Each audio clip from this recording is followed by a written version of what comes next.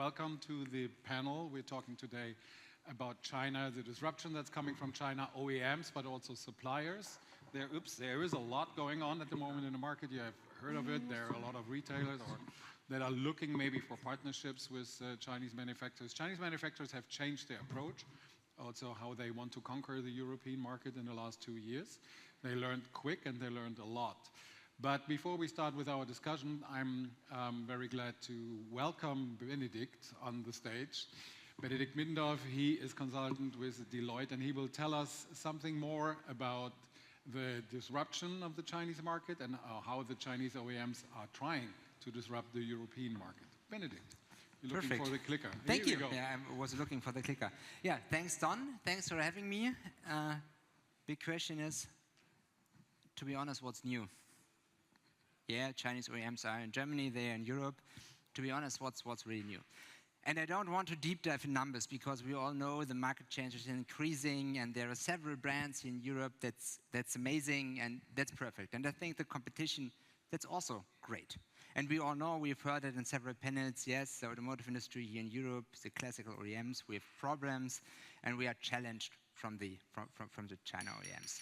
So therefore, I only want to make like some numbers and to highlight some brands when we are talking about the Chinese brands. And I did it like in a short term to show you what's the difference between like the first half of 2024 and the first half of 2025. And I think when we are looking into Europe, yes, the overall new car registrations are increasing from the Chinese brands compared to the classical OEMs. So that's a message, and I think each and every one of you knows it. But for me, the question today is not if they are in Europe. Yeah, they are in Europe. The question is, what's the difference between the mindsets from Chinese manufacturers and European manufacturers? And which like players are entering the market today to give a little bit a feeling of it. The German automotive industry, and we know it, we are struggling. We have a problem with EV sales, especially with the German OEMs. We have like a poly crisis in the OEMs. We have like the EV transformation software. We have a huge bottom line cost problems. And on the other hand side, the future lays in software. And I think we all know it when we're talking about the electrification. The electrification, yes, it's a technology, but behind the technology is the whole digital journey in the car and also around of the car when we're talking about like dealerships and so on. So these are the three facts which we are facing. A lot of things around, but these are the three facts. So basically, when we are looking into the ecosystem, and also this is nothing really new when we're looking into this chart, but what's new is it's like really diverse, and they're entering more and more players which are new here and which maybe will not survive, but they are here in the ecosystem. And it's not only that we are talking about like traditional OEMs, we are talking about like the software players. And NVIDIA is like entering the OEM space not only with like chips, they want to build like the biggest automotive software company in the world. So it's something different. The cities are entering in Germany and all across the world. The suppliers. It's really interesting when we are talking about the battery suppliers. They are also entering the market because they are saying, okay, let's separate like the car, building a car, and the battery. Let's separate it, and we, legacy OEMs, we will help you to get rid of the batteries and the risk behind of it. So they are also entering. So the whole ecosystem is changing. And now the question is, when we're talking about especially the new EV entrants in the market, what's the difference? And I brought you like a really simple example. As I said in the panel prior, the car is commodity in the volume segment, and that's a fact. We want to come from A to B, it's commodity. We are not talking about emotions, it's an electric car, we want to come from A to B. Not in the in luxury segment, different story, but we're talking about like the volume segment. And it's a little bit like the example with a mobile phone. Like in the past years, it was like with Nokia, design, hardware functions, perfect. I can play Snake, I can write SMS, whatever. Today, it's more like our life on a smartphone. It's more about like it's a software device, and we can do each and everything with this device. And that's the same also with the car and how the car is evolving.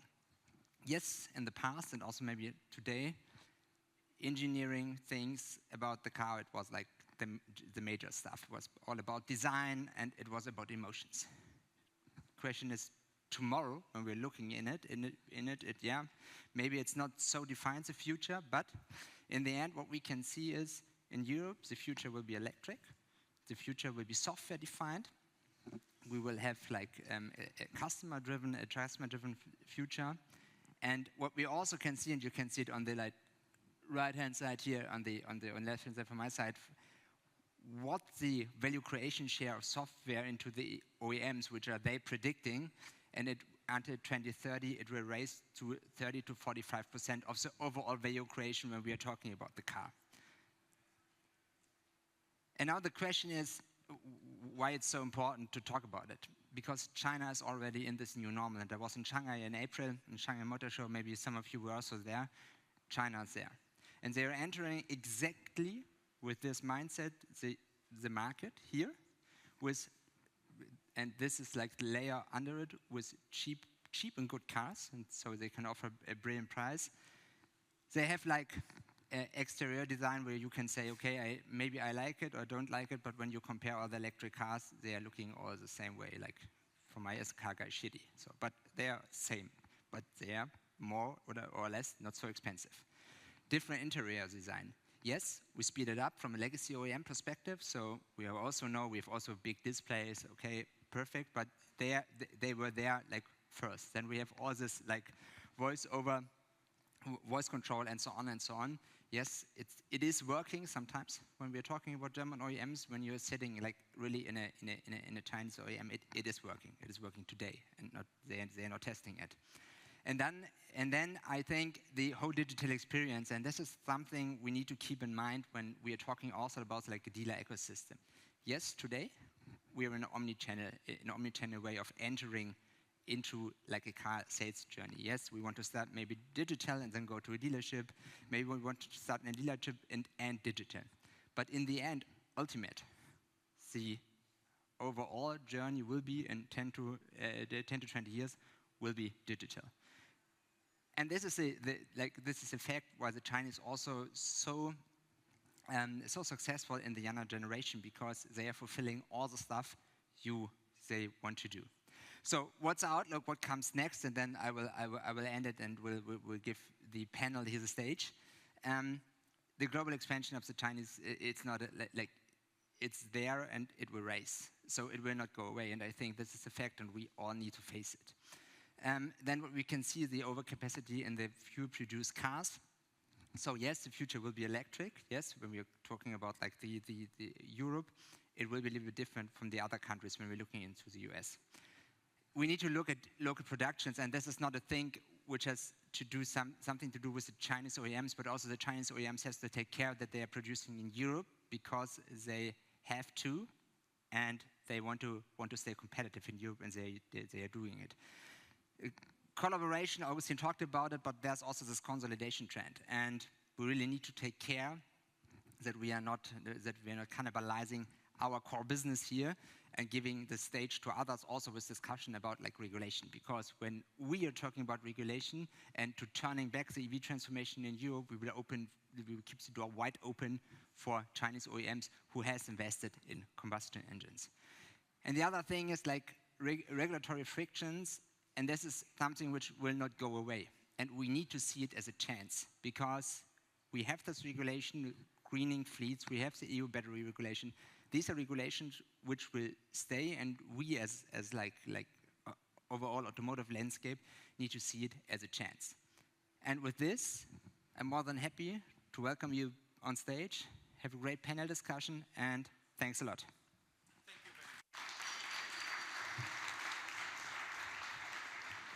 Thank you so much. So thank you for this intro into what's actually happening at the moment in the market, but I'm very happy that we have 3 guests here that are very capable of telling us more in-depth story about it, also from the consumer side. I want to start with Christine Hader. She's from the comms department of the Chinese manufacturer.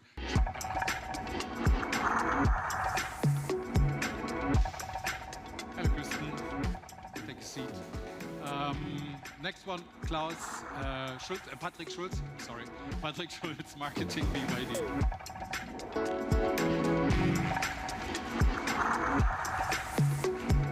And then we have the Chief Commercial Officer from our colleagues in UK, Auto Trader, Mr. Ian Plummer. And then I'm missing Klaus Meyer from Klaus Meyer. Oh, he's on the other side. I'm sorry, in my bag. Hello, Klaus Meyer. So thank you very much. Also, thank you all for coming. I think the interest in what's going on with Chinese brands in Germany is pretty high. Christian, you are a new player on the market. A lot of people heard of BYD, NIO, etc., etc. But Changan is for most consumers a new name on the European, market, also in Germany. Since when are you in the German market, and what are the next steps? What are your plans? So Changan is actually one of the biggest manufacturers and players in China. They've been manufacturing cars for over 40 years and are one of the top 4 actually in the Chinese market, also exporting in over 100 countries. But yes, most in Europe have not heard about us, because we're definitely not first comers, rather conservative, I would say, in our market entry. So we've officially now launched a new model with the IAA. It was the first time we had a sincere presence actually here in Germany. Yeah, and now, however, until the end of the year, we're also already present in 10 markets. So we have established within this year 4 major NSCs, which is Germany, the UK, we're in Spain and in Italy. And we also have 6 importer markets already. So there is certainly big ambitions. We always say we are more of the second wave of Chinese entrants coming to the market. Again, more conservative, because we believe that we've watched the mistakes and of others already, but also what actually worked, and now replicating this in our market entry. So more prepared. You were prepared, I bet that, because also you mentioned other companies who came earlier, like BYD. BYD had a kind of not a rough start, I would say, but like everybody was speaking about BYD in the last years as this new brand coming on the market and challenging the OEMs, especially in China, but also in Europe. But sales 2024 were kind of mediocre, to say it like carefully, but exploded in 2025. I think this is the most successful year you had ever in Europe. You also will start production in Europe in your Hungarian manufacturing plant in 2026. Yes. Like around mid-2026. But what has changed between 2024, when everybody was talking about you, but like sales were down or not as present as they are today? First of all, I think we are, as BYD, one of the first movers which are coming in mid of 2023 or end of 2022, and then in reality 2023. And I think BYD did many mistakes. And there we are very honest to ourselves that the strategy was not the right one, especially for Germany. Some other countries working better at the beginning, but in Germany it was really not well prepared. And we changed everything. In the mid of 2024, we had an importer structure. It was called in BYD Dealer Plus system, and we changed it completely to an NSC. And we changed the complete management. And also here the structure of the management is dramatically changed. Let's say what the people from BYD, especially Stella Lee, understands that the importer business is completely different to a German OEM business. Yeah? And I think this was one of the reasons what she said, okay, this we have to change. So we hired now people, you know, everyone knows Maria Grazia-Davino. She is coming from Stellantis, now the new country manager for Germany, Lars Biakowski, and myself. We have all long-time experience in importers business in the market. And also the change of the dealers that we are searching at the moment. We have no problem to hire or to get a dealer on board which is today selling German premium brands.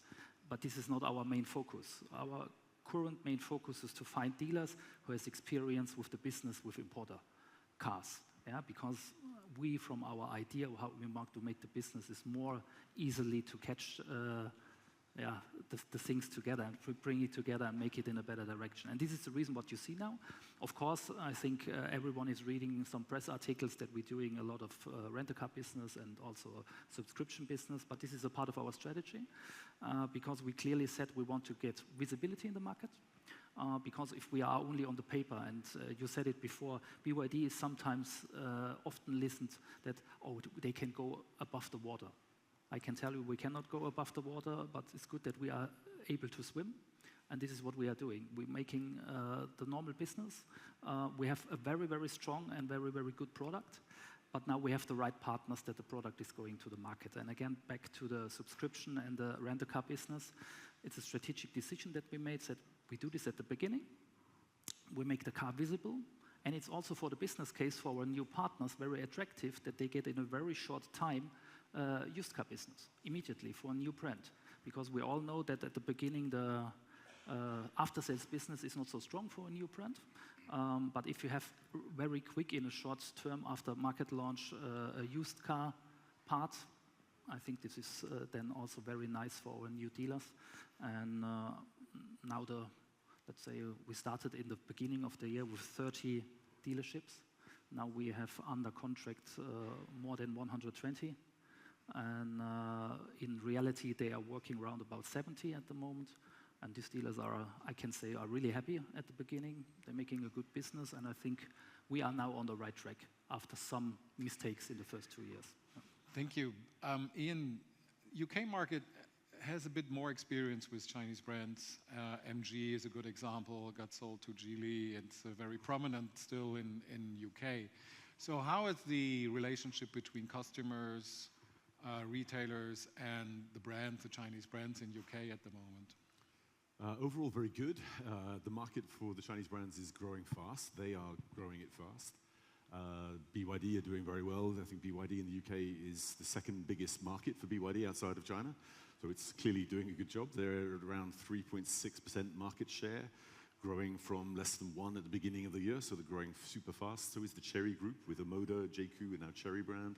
The Geely Group, you mentioned SAIC behind MG as a brand. MG as a brand is historically thought to be a British brand, but it's clearly a Chinese-owned company these days. And I think the key is that most consumers don't really know which is the country behind the brands in the market, whether that be, people would think Fiat is an Italian brand, it's owned by Stellantis. Is Stellantis more French or is it a bit American? Who knows, but who cares?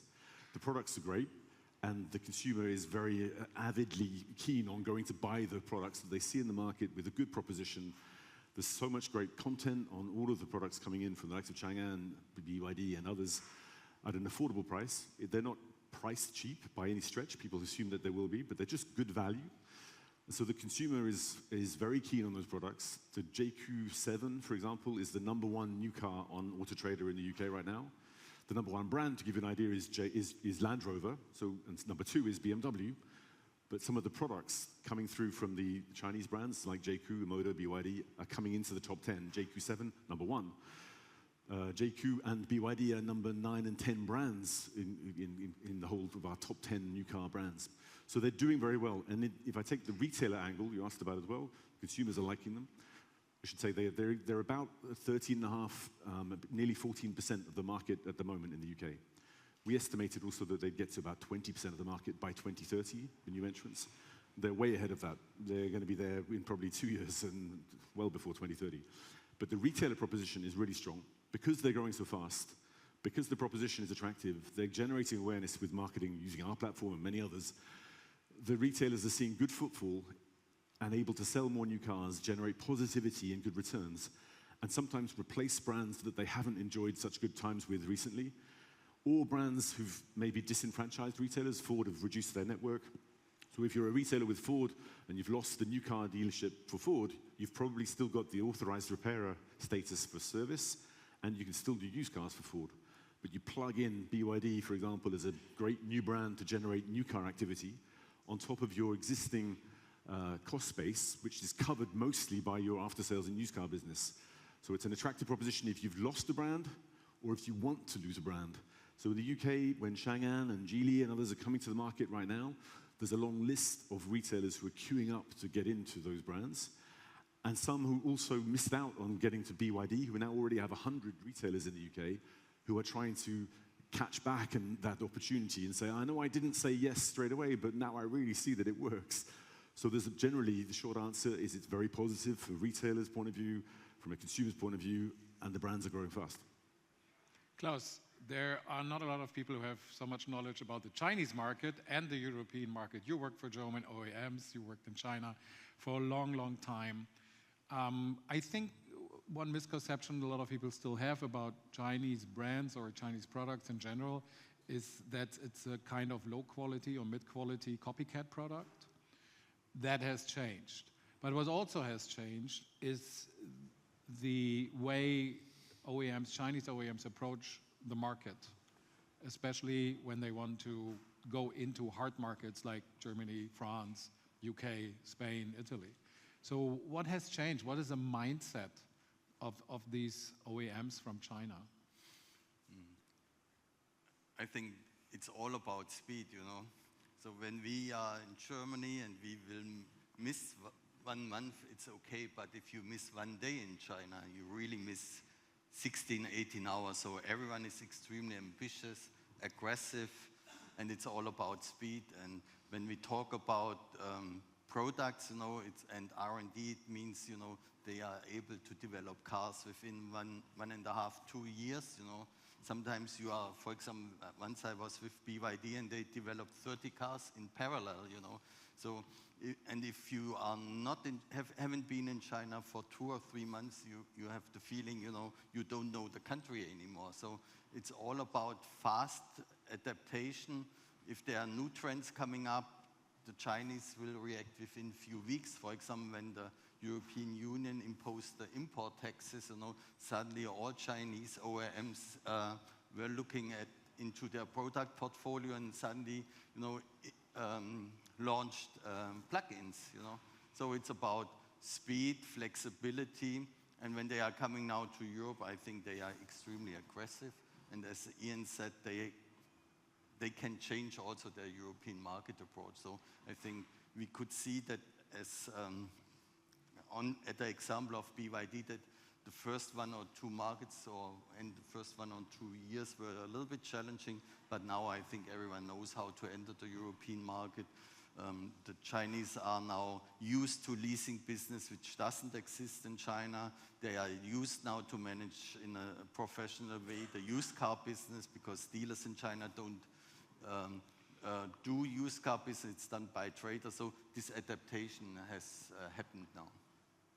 Is it also a adaptation in terms of, like they have the production know-how clearly nowadays. So the quality level of Chinese car on par with what you can find in a manufacturing plant from Volkswagen or whoever. So they are there, but there must be a little bit more. You said it's speed and it's the commitment of like doing something, but there is also, I have the feeling of inventing something new, like be unique. For sure, you know, we always talk about, when we talk about European brands, we talk about brand heritage and so on. Then we are talking about quality, safety, driving behavior. But when you talk in China about cars, you talk about, you know, the latest technologies in the battery field, about autonomous driving, about flying cars. So it's all about, you know, managing core skills these days. And we have to be honest, in 2, 3, 4 years, a car will be a software product. And then it's not about, you know, safety only. That's precondition to sell a car. But then it's only about battery technology, software, connectivity, autonomous driving. And either like BYD, you know, their key competencies in battery technology. When you go to BYD, you have the feeling you are talking with a battery producer, you know, and so it's about core skills. And if you go these days also into the factories in China, these are the most modern ones, you know, you find 100 people in the final assembly line, you know, that's amazing. Sorry. Can I just add to that one thing, Don? Because I completely agree with Klaus. I've seen the same things in China, and it's ahead of the rest of the automotive world, and it's going this speed, and the rest of the world is going this speed. The gap isn't getting smaller, it's getting bigger. But I do think we also need to learn something from the way the consumers are behaving over there, which is going to be similar, increasingly similar over here. Not everywhere the same, of course. Every country is a bit different. But in the UK, to give you an example, the consumer mindset is not to worry too much anymore about the brand heritage, the legacy factor, where the product is built. It's a bit like many other products we buy, electronic goods of any sort, for example. We go to the best product. We don't particularly have national champions of cars in the UK. France thinks they do, and Germany thinks they do, and so on. But kind of, who cares? What people want is the best product. In the same way that the Koreans have grown their Kia and Hyundai brands brilliantly, and now they sell a much higher product value than they ever used to. Their perception is very different. A few years ago, that was seen to be unrealistic, that they would never be selling cars to people who came out of an Audi or a BMW. Now, and since 2021, and their EV6 or Ioniq 5, they are. The same thing is happening now with the Chinese brands. So heritage and legacy, those sort of things, in the research we do in the consumer reactions in the UK, account for about 10%. Do you care about those things? 10%, 12%, 14%. Most people, the 90%, don't care. So they just want the product to be really exciting and be able to do the smartphone on wheels kind of thing that gives them some enjoyment in the car, rather than maybe the Vorsprung durch Technik kind of angle that was pushed before. The engineering prowess of the old world is not going to be the same, I don't think, in the new world. So we look for different things. And in the UK context, just to finish, it's a bit different. You have autobahns and you can drive really fast. We can't. We have lots of cameras and we have average speed limits just about everywhere. So if you can't really drive your car fast, what you do want is comfort. They're good at that. And you want technology. They're very good at that. So it's a different kind of concept. And I think that's the way we'll all end up taking the driving experience in the future. Yeah, I agree. I mean, I agree because we have this transformational process now from a car being like a status or an object of status, or something that you put in front of your garage, et cetera, and it becomes a commodity. And the question is, how do I get from A to B in the most comfortable or cheapest way that I can afford or that I want to have? And so cars become exchangeable in a way, because I just want to get from A to B. How and in what car maybe doesn't make such a difference for most people anymore, if it's affordable, etc. So mobility as a service comes more into play in that sense. But I wanted to ask you, Kristin, getting into the European market is not an easy thing to do, because one thing, you have the cars, you have the quality, you have the safety, etc. But how do you convince dealers that it's a great deal for them to get Changan into their dealership? First, I always think the point that you made on the English consumers not caring so much about heritage, what we've seen that this is actually not so true for German consumers. Like, heritage is still a very big trust factor. That is something why we keep talking about the fact that we have been manufacturing cars actually for so long already. Yeah, and there's other things, of course, that you can add to, like, build trust. And one thing that is working, I think, overall in the Chinese manufacturers' favor now is that consumers have understood that Chinese OEMs are producing incredible technology and are being really innovative. Yeah, this is, of course, fostered also by us and our cars having Euro NCAP ratings on safety, which is really important. We have IF Design Awards, won for our cars as well. Yeah, this helps us to foster trust. When you point on dealerships, this is what I mentioned in the beginning, that we're really trying to come a lot more prepared into this market and not making some of the same mistakes as others. This includes financing and leasing.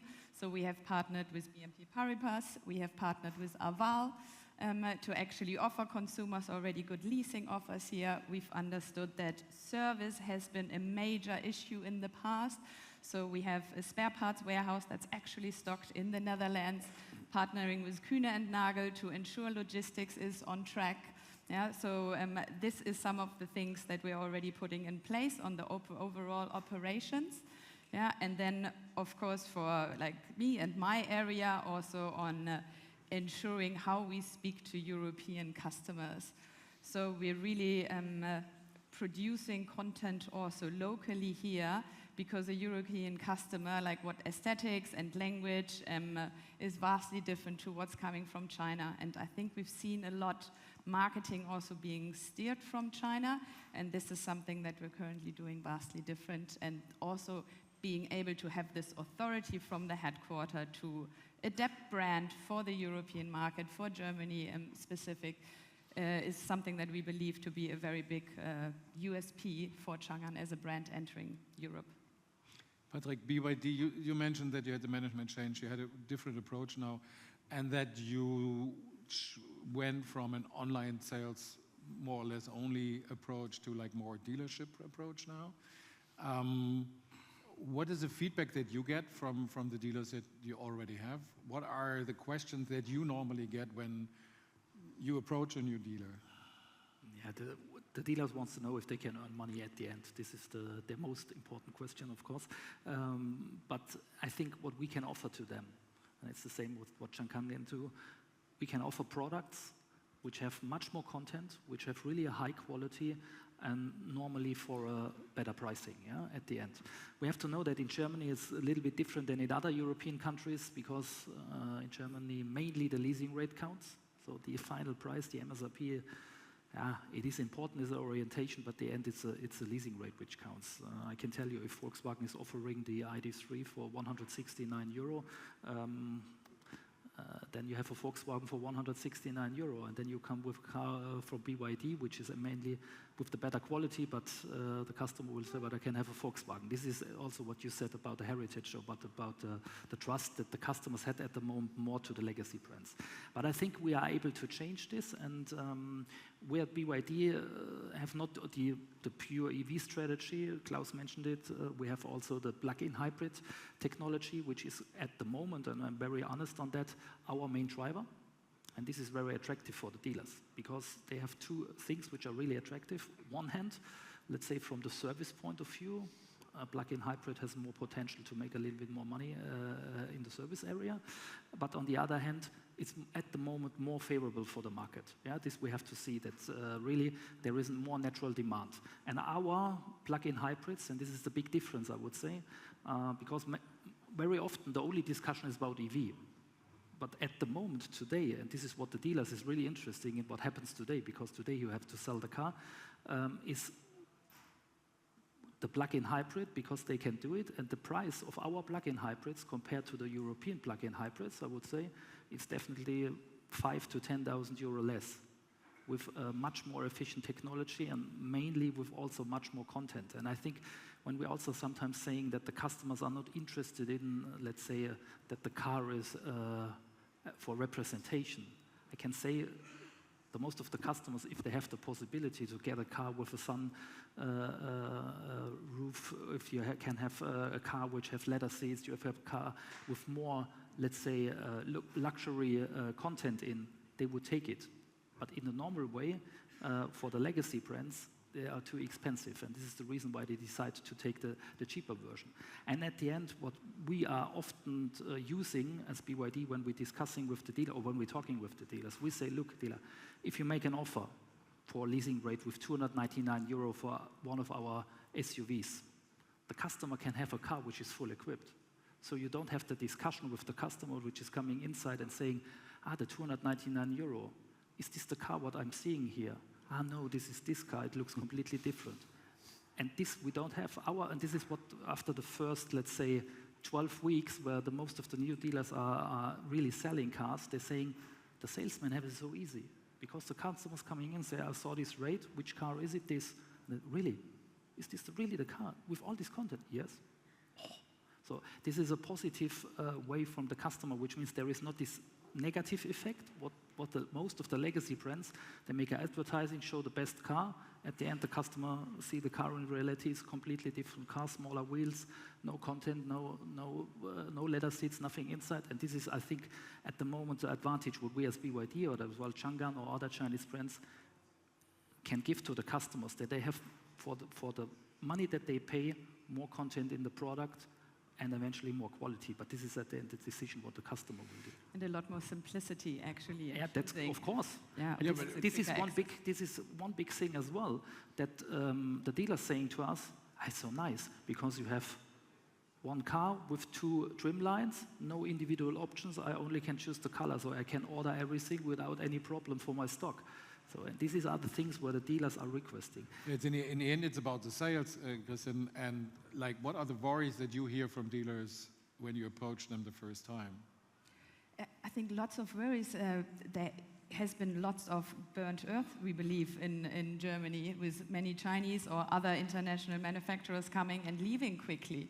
Yeah, so I think this is a big concern with them, and this is why we're putting forward exactly the fact that we're coming with commitments of investing 2 billion euros in Europe until the end of 2030. Yeah, so we are looking at manufacturing sites as well, just simply coming with this incredible commitment to Europe, not being the first one, but certainly entering and being here to stay. Klaus, the hurdle for the European market are dealerships, retailers. This is also, like, as Christian said, providing the logistics for service parts, etc., etc. Is that something that Chinese brands still have to learn? Definitely, because the business model, the dealer model in China is pretty simple, you know. You order a car, you have to do 50% down payment before you receive the car. You have to pay the rest, the remaining 50%, and then it's up to the dealers to sell the cars. But the OEMs don't care for leasing, they don't care for used cars. The branding is so-so, and they do online marketing, that's all, you know. Now when they are coming to Europe, they are experiencing different business models. They are experienced, for example, that it's easy to enter the Scandinavian markets, open-minded, even the UK market, because it's a fleet market, you have to have a good price, and then you come to a very challenging German market, you know, and these are hurdles. So coming back what you just asked, I think it's necessary for Chinese brands to have a long-term product plan, so it's not sufficient to enter anymore with 2 cars, you know, a European market, because they expect 4 or 5 cars. Secondly, I think what they have understood in the meantime, that they have to be 10% below European brands, you know, based on the same equipment. It's no way that you can sell at the price of European key competitors. And then you have to support the dealers more. It's not about, you know, bringing a car to a market and then it's up to the dealers to do the marketing and so on. You need a full support from a wholesale company. And I think that's what we can see now, that most of the Chinese OEMs which are entering the European market understood that. And we should not forget that that very, very interesting brands will follow. You know, we think now that, you know, now we have Chancen, BYD, Chery, but there are more brands coming, like if we think about Xiaomi, Li Auto, so these are brands who will also attack to a certain extent European premium brands, because we have to be also very clear that at the moment the market which the Chinese are entering is, let's say, between a monthly leasing rate of 200 to 450, 500 euro, which means a list price between 20 and 40,000 euro. You know, that's the main market, and it's quite similar what the Koreans and the Japanese did many years ago. They were entering the European market with very aggressive pricings, and then they increased the brand reputation and the prices. Yep. About prices, Ian, it's the next thing. Like, you sell cars, of course, also in UK, or people buy cars because of the price. Everything is leasing nowadays, sure, so it sounds a little bit better, but the price plays a big role in the decision whether you're going to buy or not. We see that new car prices have gone up quite a bit in the last 5 years, up to 50%, you told me before, in UK. Yep. I think in Germany up to 40%, if I have the numbers of our MQ report in my back of my head. And we see that the car segment that used to be around the 20,000 euro car, which was a Golf, has moved up to the 30,000 euros. So for a lot of people, that's too much.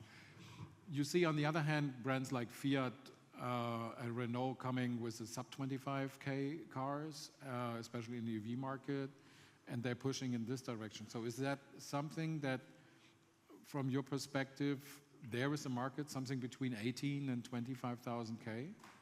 There's definitely a need to have more cars in those segments, and a particular need to have more electric cars in those segments, and even PHEVs in those segments. The first PHEV that's sub 30,000 pounds is now in the UK.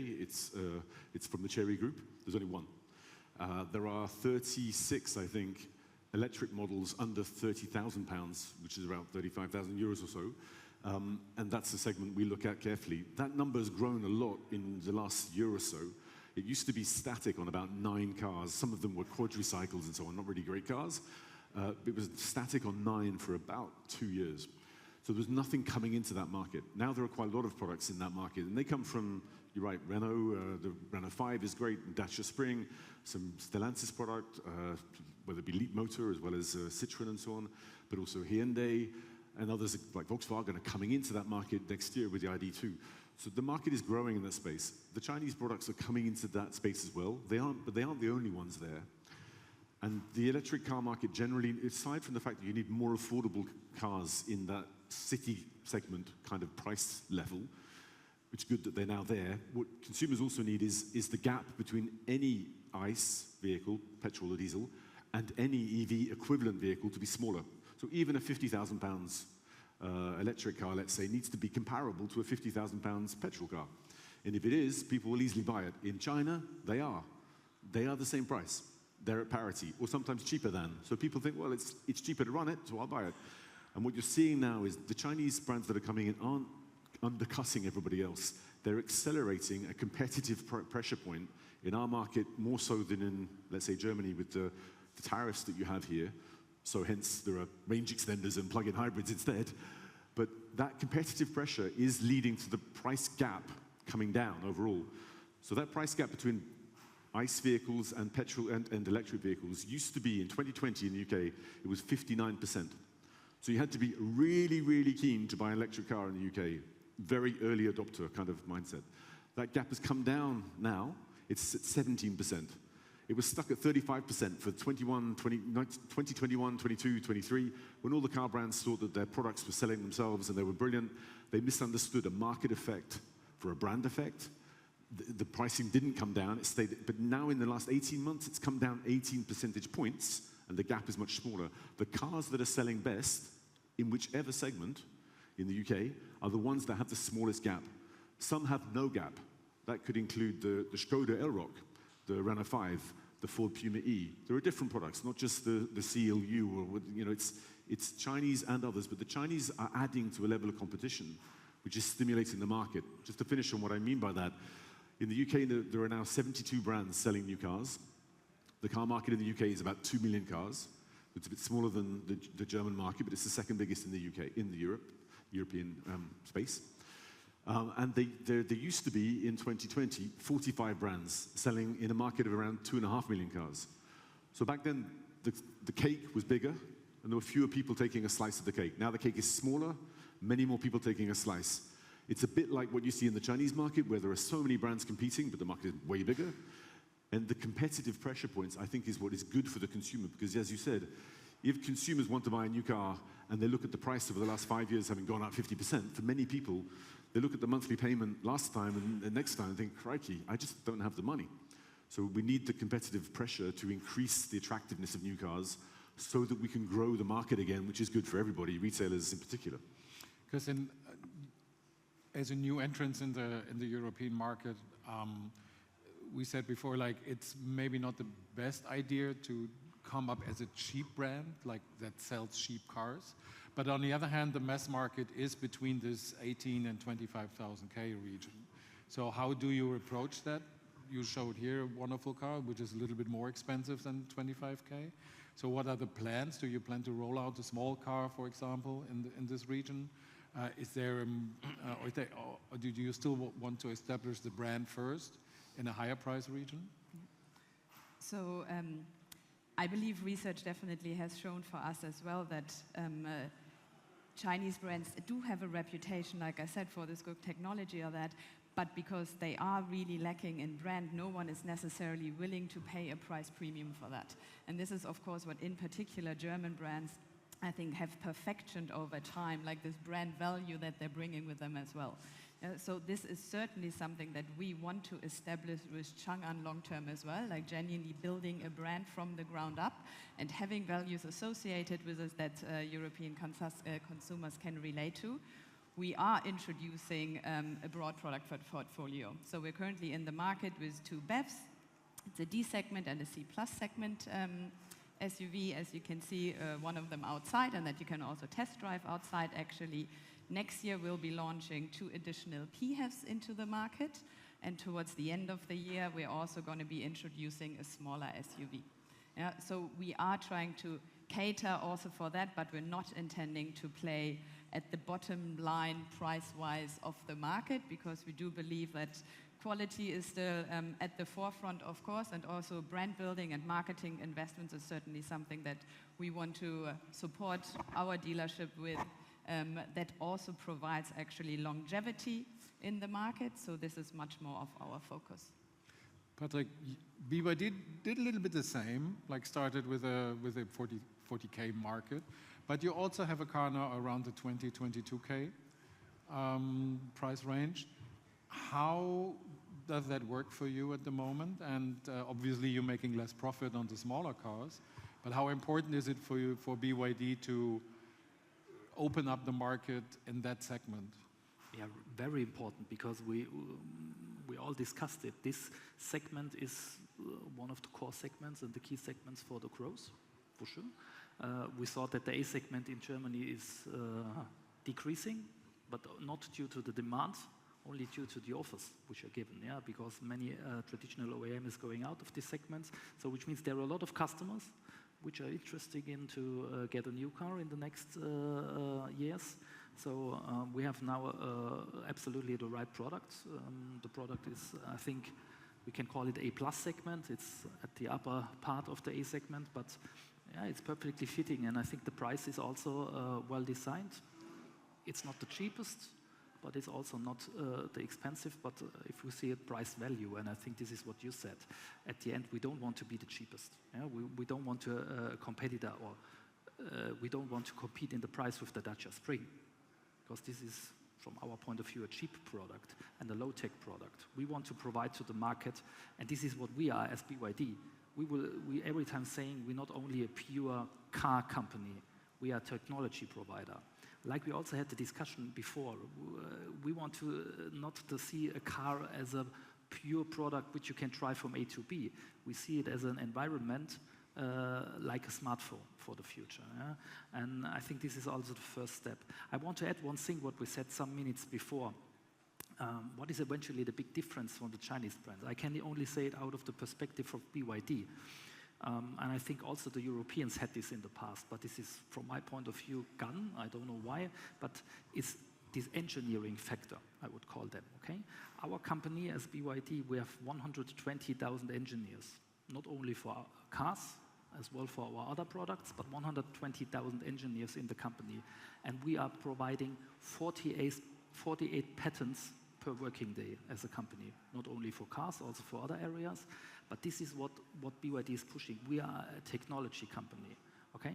And I have one personal, let's say, experience with our chairman. No? He comes to Germany, and we had a yearly meeting with him to explain him our strategy, to tell him a little bit what our status at the moment. And then we'd also drive around Frankfurt. And he wants to see some dealerships from other OEMs and so on. And then he wants to go to a fast charging station. And I can tell you, the chairman of this company goes to a German fast charging station and go to the fire and look on every detail lying under the fast charging station in the middle of the road. What I'm seeing here is one thing. There is a guy, or there's a company which is interesting to make products better, to give to the people, to the outside, to make every day the product a little bit better and more comfortable for the customer, more convenient.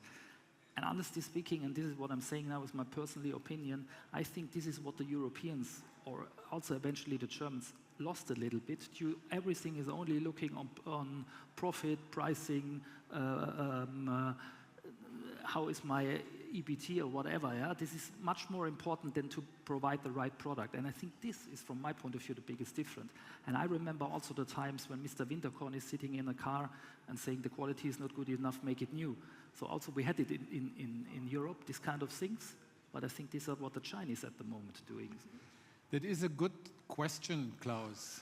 We heard a lot about like how successful Chinese car manufacturers already are in UK, how the consumers in Europe are accepting it. We see it also in Germany with the rising sales from BYD, but also from MG, Changan, Xpeng, etc., etc. Are German brands losing? And should every retail shop look maybe for a Chinese brand instead of a German brand?